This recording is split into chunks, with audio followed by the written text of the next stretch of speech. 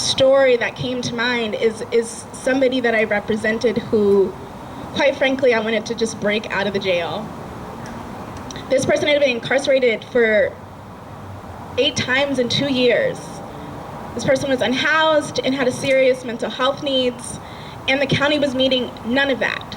Wasn't providing any housing services, wasn't providing any mental health services, wasn't meeting this person's basic needs. And instead of doing so, was spending tens of thousands of dollars every time this person was incarcerated to worsen their symptoms and to worsen their overall human condition.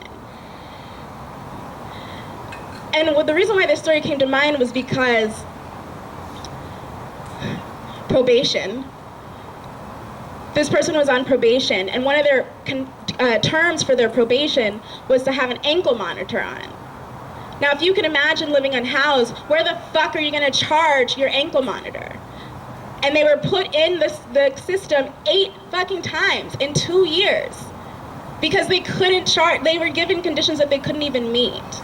And the county is wasting money instead of actually meeting this person's needs that this person could perfectly articulate.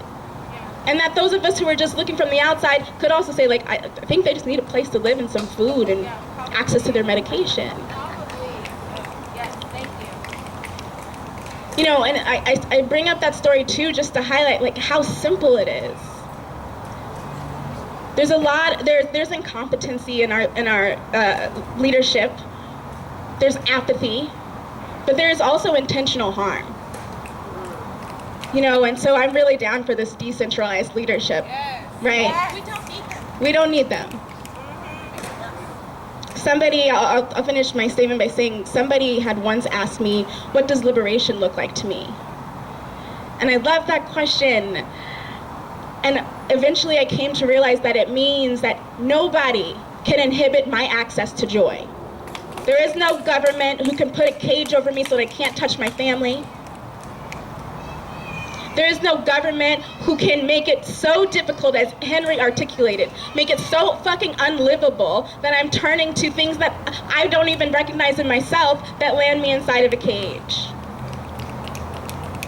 Get out of my way and let me experience joy on my own terms. Thank you. So Tiffany just answered question number 4, which is so great. I mean, because it was like you did 3 and then you let us. It's fine.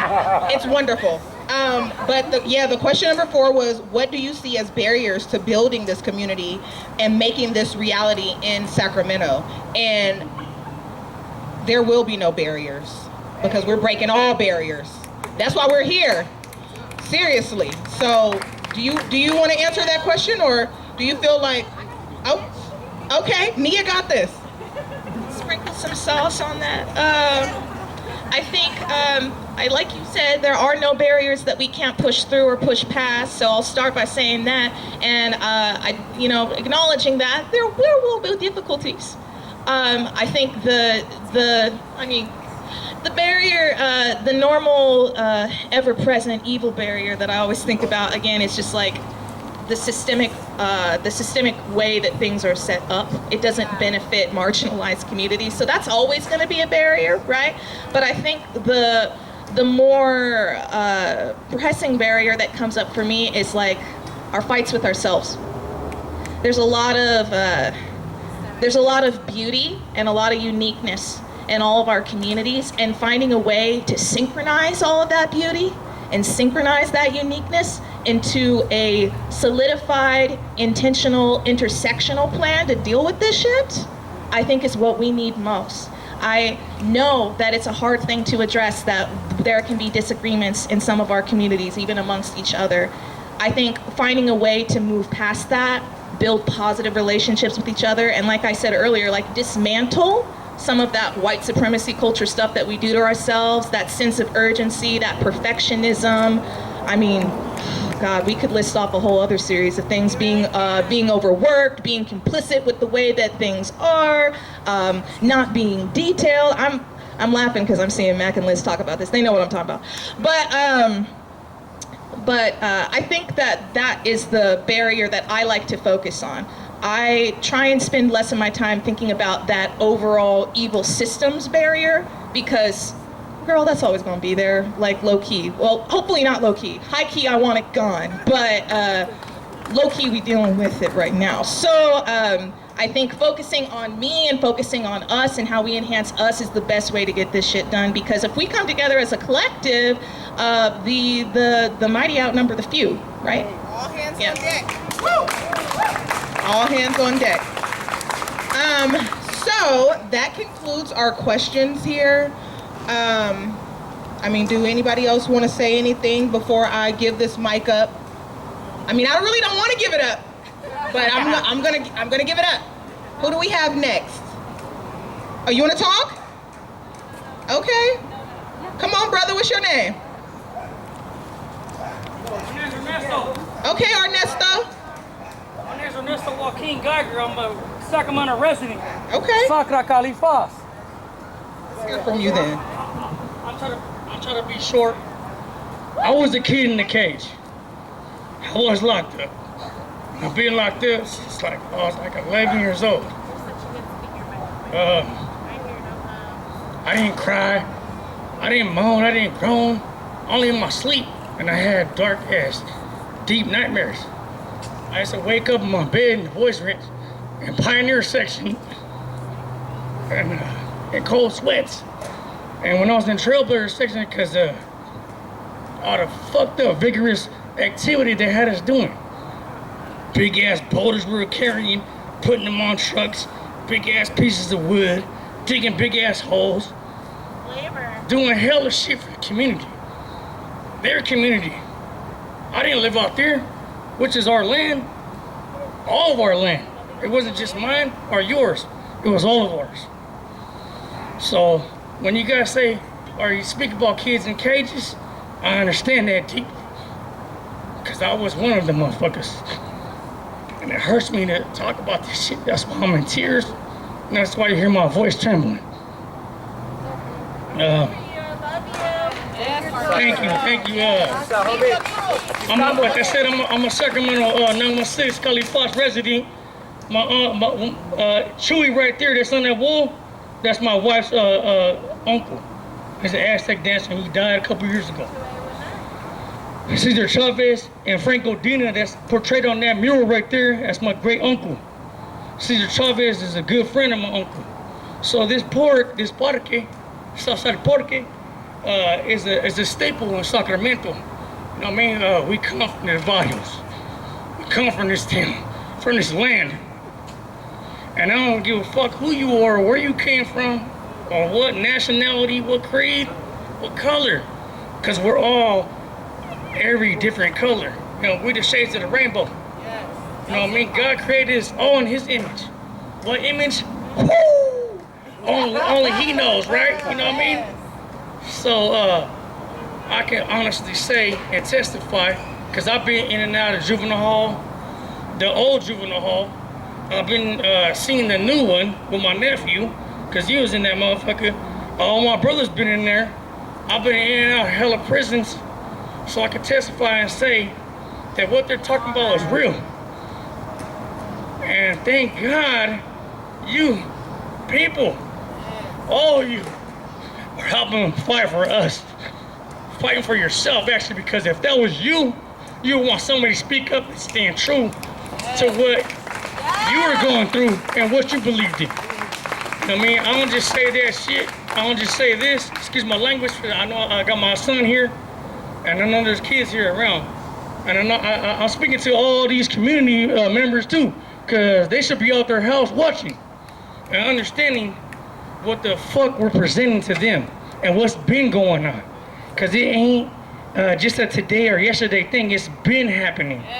Like I was telling the homegirl and the homeboy, they had a vendor, a community venue here not too long ago, and was protect the vendors, because they were robbing the vendors. Not only Mexicans, whoever the vendor was, they were fucking robbing them. And I'm not just pointing out the fucking black man or the black girl or the fucking Mexicano or Hawaiian or anything, you know what I mean? Because I come from many different races and cultures, you know what I mean? I'm way I'm way past that. You know what I mean? I come from many walks of life. You know what I mean? That's what we portray as Norteños.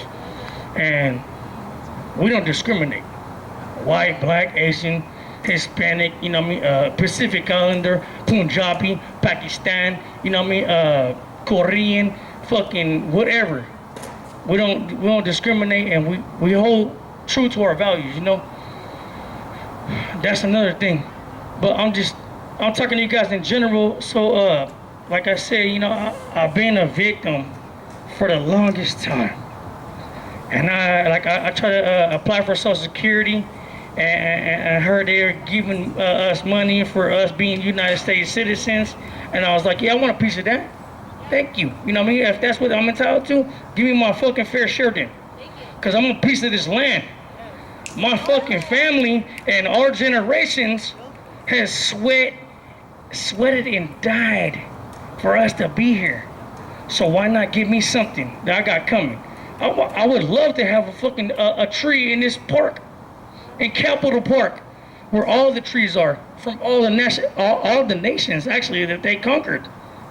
United States conquered so many fucking lands.